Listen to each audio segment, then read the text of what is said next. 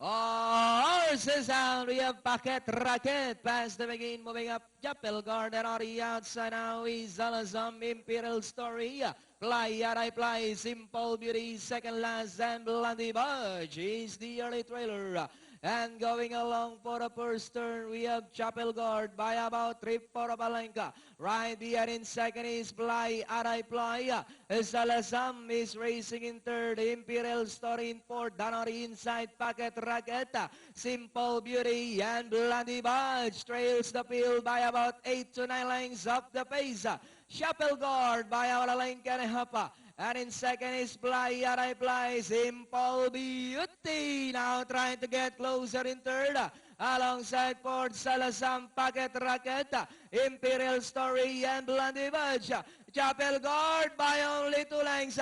Then here comes Simple Beauty. Now moving up to take second. Driving back in third is Fly, Aray Fly, then followed over by Salazam. Chapel Guard still in front by about 2.5 lengths.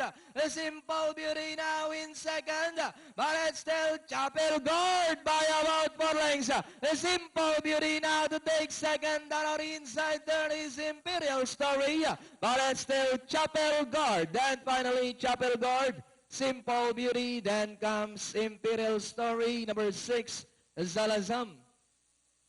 Yan. Second choice lang ito. Kaya yung may mga 7, Oo nga pala.